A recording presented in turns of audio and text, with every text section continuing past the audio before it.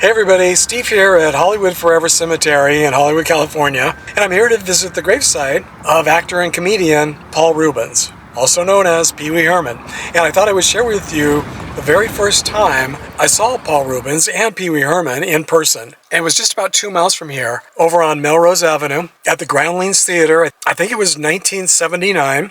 I was with a bunch of my friends. I lived here in West Hollywood, and we came to see the Groundlings, and Pee Wee Herman stole the show. I mean, he was so amazing. This was a tiny, tiny little theater. I think it's still there. I think it's been there for decades. It started back in the 70s, and that's when Paul Reubens developed the character of Pee Wee as part of this improv group. The theater was like maybe 100 seats, maybe 200, but I don't know. I think I'd be surprised if it was more than 100 seats. It was a very small, intimate setting, and all of the cast members, almost all of them went on to become famous. But I think Pee Wee kind of became the most famous. And I remember the first night we saw him, we actually saw him a couple of times there, but the very first night, we were all just so blown away. He was so funny. And Pee Wee, this was the first time anyone had ever seen Pee Wee. He wasn't famous yet. He hadn't been on television or in movies or anything. He was just getting started in the mid to late 70s. And when we saw him, I think it was 79. He came down into the aisle and interacted with everyone. And afterwards, we all were just so blown away with how talented Paul Reubens was. We all just said, he's going to be a huge star.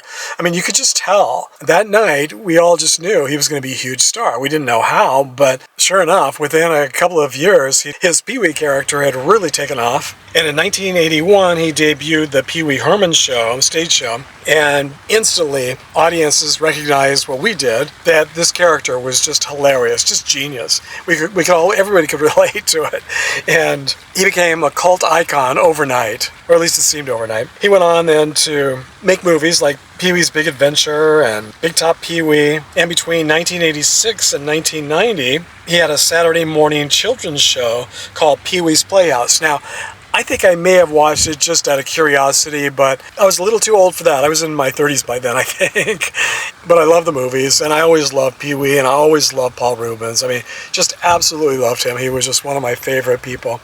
And, he then went on to do lots of other TV shows and movies over the years. Sadly, he died July 30th, 2023, so this is May of 2025, so almost 2 years ago. It's so hard to believe how time passes by so fast. He was only 70 years old. He died from respiratory failure after being diagnosed with leukemia and lung cancer that he kept private, didn't share with his fans until, I can't remember if he shared it at the end or if everyone just found out after he died, but he had been struggling with cancer for 6 years before he died.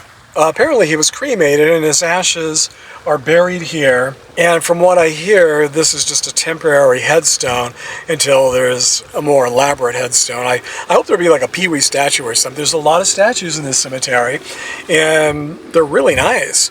So hopefully he'll be getting a Pee Wee statue at some point. That would be fun. If so, I'll certainly share it with you. I'm here all the time. And, well, I haven't been here in a couple of years, and so I'm here today to visit a number of people who have passed away since the last time I was here, including Paul Reubens. Better late than never. And I also just wanted to share that story with you because it was one of the most memorable nights, entertainment-wise, of my entire life. It was just such a fun night. The first night we all met Pee Wee Herman, me and my friends, and everyone else too. They were all fantastic. And like I say, the entire troupe, they all went on to do things and become famous. But yeah, what a talented group of people. So he's laid to rest really close to Burt Reynolds overlooking the pond or the lake. As always, thanks for joining me on another trip down memory lane, and I hope you'll join me once again on my next trip to the cemetery.